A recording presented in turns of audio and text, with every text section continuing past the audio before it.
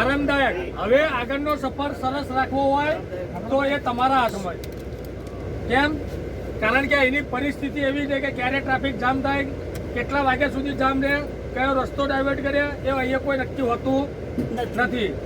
એટલે સમયનું કામ કરે છે. અને ટ્રાફિક એવી વસ્તુ છે કે એનું સોલ્યુશન આવતું નથી.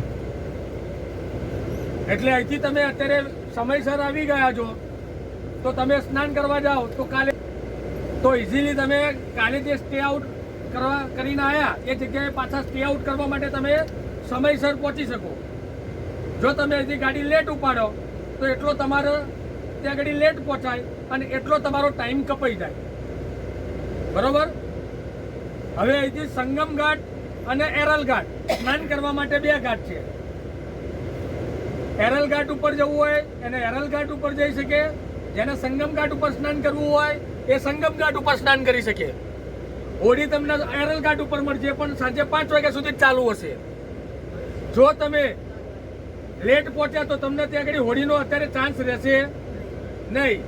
અંદર ટ્રાફિક કેટલો છે સિટીની અંદર એ મને કોઈ જ આઈડિયા નથી. અહીંથી સંગમ ઘાટ જવા માટે તમારા પાસે 3 ઓપ્શન છે. યુપીએસઆરટીસીની બસ સેવા, રિક્ષા અને બાઇક. ચોઈસ તમારા ઉપર છે કે તમારે શું પકડીને જવું. યુપીએસઆરટીસીની બસ સેવા લગભગ આજે ફ્રી છે. આમ 24 રૂપિયા ટિકિટ હોય છે, પણ એ કેટલા સમયે અંદર પહોંચાડશે એનું કોઈ અનુમાન હું ના કરી શકું. કારણ કે રોજ પરિસ્થિતિ બદલાય છે. હું છેલ્લા 24 તારીખથી અહીંયા સ્ટેબલ છું. 24 તારીખથી અહીં રોકાયેલો છું. રોજ જે પેસેન્જર જાય એને ગાઈડલાઇન્સ આપું છું અને એ આવે એટલે હું ફીડબેક લઉં છું. એટલે એના ઉપરથી હું રોજ અલગ અલગ ગાઈડલાઇન્સ આપું છું. સ્નાન કરવા જાઓ તમે તો બધા સાથે રહેજો, ગ્રુપમાં રહેજો. તમારો મોબાઈલ, તમારા પર્સ તમે સાચવજો. કારણ કે જો તમે એકલા સ્નાન કરવા ગયા ઘાટ ઉપર તો તમારા કપડાં કે મોબાઈલ ચોરાઈ જવાની સંભાવના પૂરેપૂરી છે. આની અગાઉની ટ્રીપમાં અમદાવાદની એક ગાડીના એક વ્યક્તિ જોડે એવું બનેલું. એને રાત્રે 2 વાગે અમે કઈ રીતે પરત લાવ્યા છે અમારું મન જાણે છે. એટલે જો કોઈ એકલું વ્યક્તિ હોય ને તમારી સાથે સ્નાન કરવા આવતું હોય તો એને પ્લીઝ એવોઇડ ના કરતા, એના સાથે રાખજો. વડીલ હોય તો એવા વ્યક્તિઓનું સાર સંભાળ રાખજો. જરૂરિયાત હોય એટલો જ સામાન લઈને જજો. વધારાનો સામાન ઊંચો કરીને ના લઈ જતા જેથી કરીને તમને થાક લાગે. તમારો સામાન અહીં સેફ છે. રોકાવા માટે તમારી 6 ની ગાડી છે કે 7 ની ગાડી? 7 ની ગાડી. તમારી 7 ની ગાડીને રોકાવા માટે સંગમ ઘાટ ઉપર સેક્ટર 6 માં ગુજરાત ટુરિઝમનું પેવિલિયન આવેલું છે. ત્યાં આગળ જશો તમે, તમારું આઈડી કાર્ડ આપશો અથવા આઈડી પ્રૂફ આપશો અને તમારું નામ બોલશો એટલે તમને ત્યાં આગળ અલાઉ કરી દેશે. સેક્ટર 6 કલાગ્રામની સામે ગુજરાત પેવેલિયન. બરોબર? હવે ત્યાં આગળ ત્યાંથી નીકળવામાં પણ સવારે તમારે એટલો જ ખટકો રાખવો પડશે. તમે અત્યારે જશો એટલે તમને સિટીનો અંદાજો આવી જશે કે હું અત્યારે જતા મને આટલો સમય લાગ્યો તો આવતા મને આટલો સમય લાગશે. તો તમે સમયસર તમે અહીંયા ગાડી ઉપર પહોંચાય એવો પ્રયત્ન કરવાનો. બધાએ ટીમ કોર્ડિનેશન એકબીજા સાથે કરી રાખવાનું. એ તમે ભેગા થઈને નક્કી કરો. મારો ટાઈમ 12 વાગ્યાનો છે. મારો સમય 12 વાગ્યાનો છે. જેના રાત્રિ રોકાણ ત્યાં ના કરવું હોય, અને રાત્રે ગાડીમાં પોતાની સીટ ઉપર આવીને આરામ કરવો હોય એના માટે મોસ્ટ વેલકમ. મારો ડ્રાઈવર ના નહીં પાડે, દરવાજા ખુલ્લા હશે.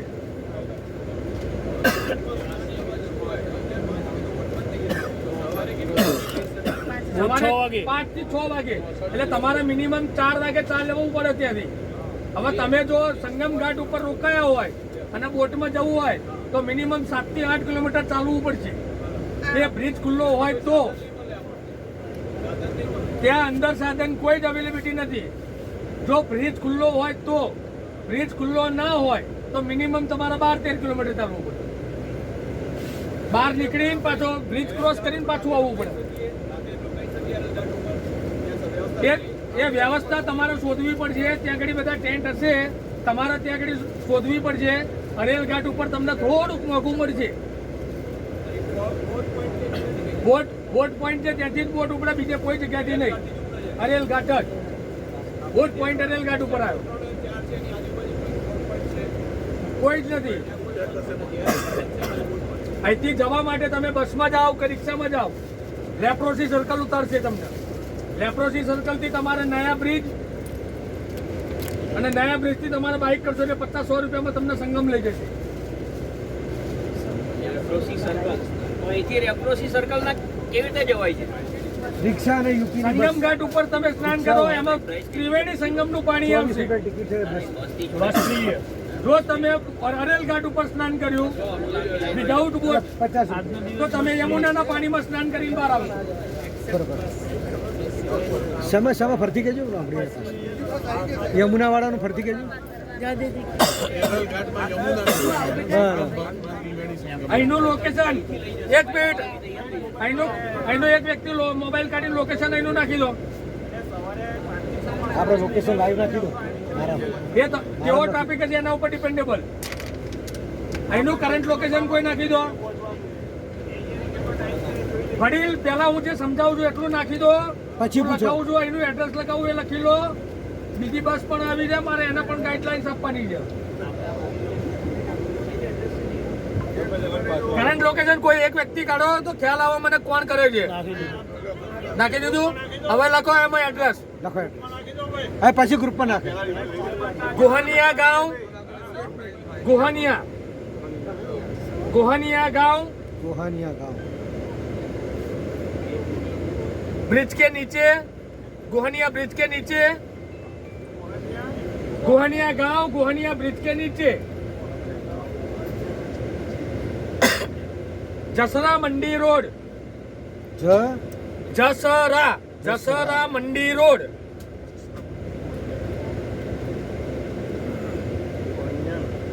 नैनी रीवा हाईवे, नैनी રીવા હાઈવે. હાઈવે આજે આગળ તમને સામે આગળ મેઇન હાઈવે દેખાય એ નૈની રીવા હાઈવે. આટલું એડ્રેસ બતાવશો એટલે કોઈ પણ વ્યક્તિ તમને એનું લઈ આવશે અને અહીંયા મૂકી જશે.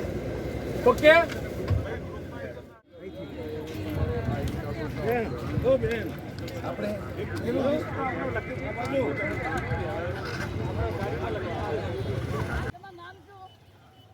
રતનસિંહ માનના રતનજીભાઈ તમને તો માહિતી તો લેવી પડે આપણે.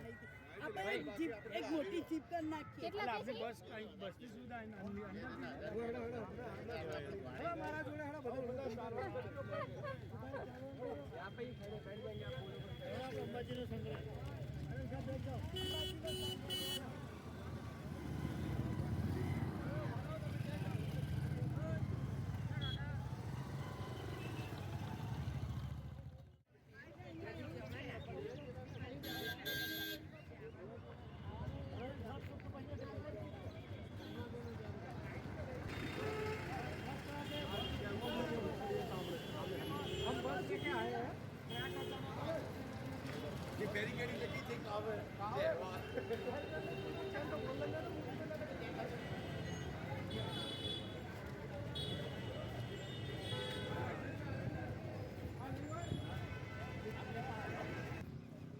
જ્યાં ઉતારે ત્યાં અંદર તો જઈએ પેલા.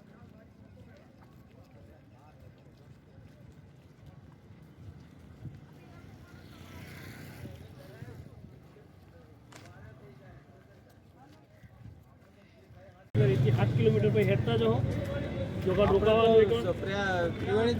ટાઈમ લાગે? 4:20 થઈ 5 વાગે બોટ પર થઈ ગયા.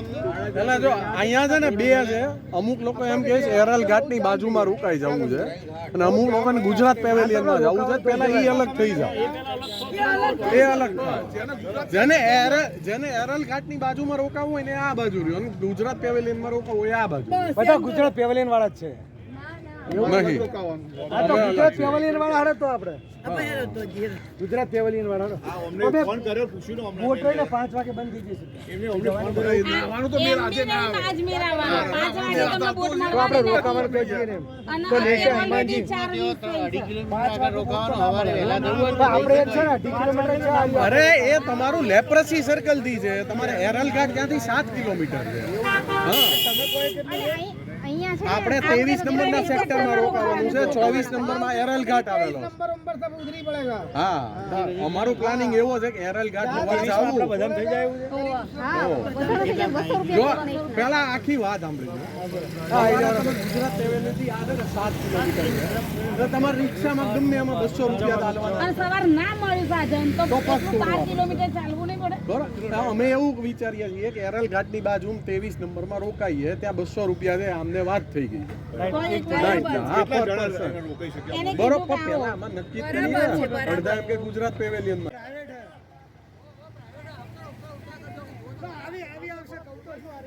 ડ્રાઈવરે એવું કીધું કે તમે અહીં નહીં ઉભા રહો, તમે ત્યાં ચોરાયા ઉપર ઉભા રહો કીધું. ઘણી યા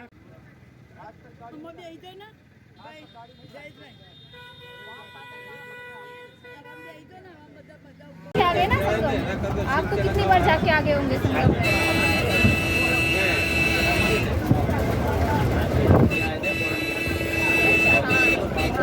फॉरेनर्स बहुत आए हैं, बहुत आए हैं।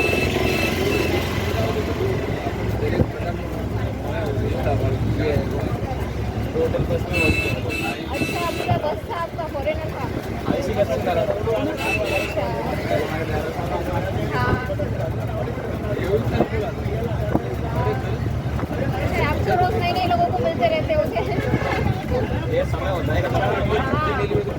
अच्छा लगता है ऐसे लोग आते हैं घूमते हैं, हमारे वहाँ पे आते हैं, अच्छा लगता है। हाँ, पूरा बस का लगा। जैसे आपने छोड़ देना हाँ। स्लीपर वाला अपना साइड छोड़ा हमारी बैठे हाँ, हमारी वो गुजरात टूरिज्म की बस चलती है ना, गुजरात टूरिज्म की बस चलती है, भूपेंद्र पटेल ने शुरू की है ना। अच्छा गुजरात जो है आपको आना चाहिए था गुजरात रोडवेज से गुजरात रोडवेज अच्छी है। जी गुजरात स्टेट रोड ट्रांसपोर्ट करना सकते नहीं ये तो जीएसआरटीसी की है ना, Gujarat state transport, Gujarat state transport ही है वो भी हमारी वाली। इसको लोग क्या अपना ऑनलाइन बुक करा होगा या नहीं गवर्नमेंट का जो बस स्टॉप रहता है ना वहीं से है, वहीं से गवर्नमेंट का ही है पूरा। वो तो आगे तक जा रहा था वहाँ से रुक गया नहीं वो पार्किंग वहीं पे है, सभी बस वहीं पे खड़ी है हमारी। ड्राइवर होती है हाँ। गवर्नमेंट जो टूरिज्म होती है वो अलग। नहीं हमारी गवर्नमेंट की है, ये सब गवर्नमेंट वाले ही है हमारे साथ में। हाँ वो इस बस में बैठने का हाँ अच्छा है, आपको मिलने का मौका मिला, फिर हम कहाँ मिलते हैं। हमारी सभी बस वहीं पे पार्किंग में खड़ी है, वो बोल रहे कि आगे नहीं जाएंगी बस।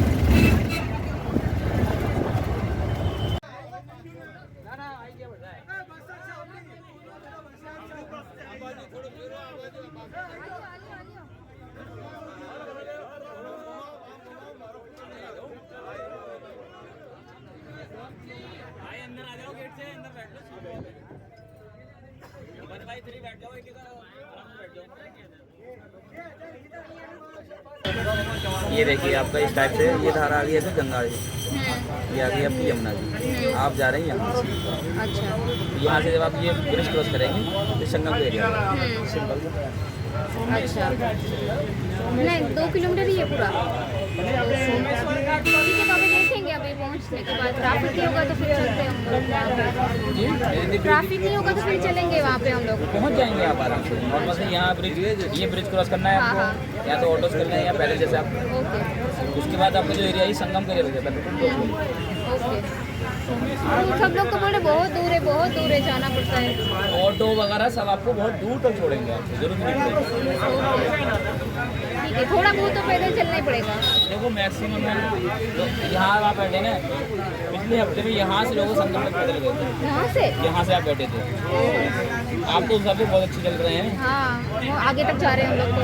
अगर आप मिनिमम 5 भी चल जाएंगे कोई ज़्यादा नहीं है। हाँ तो फिर वो बोट में जाते बोट की जरूरत नहीं है। बोट जाने के लिए अगर आप इस साइड जाएंगे तब बोट पर पहुँचेंगे आप और आप सामने जाएंगे तो बोट की जरूरत नहीं है। ओके ठीक है दोनों सेम जगह पे ही लेके जाएंगे ना। बोट की जरूरत नहीं है आपको ना इस साइड जाएंगे तब चलेंगे आप हाँ फिर बोट तक पहुँचेंगे और सामने जाएंगे तो बोट की जरूरत नहीं है। इस साइड से जाएंगे तो बोट की जरूरत है, वहाँ से नहीं है। कहने मतलब ये आपको बोट के लिए आपको यमुना पार करनी पड़ेगी जब संगम पहुँचेंगे और सामने आप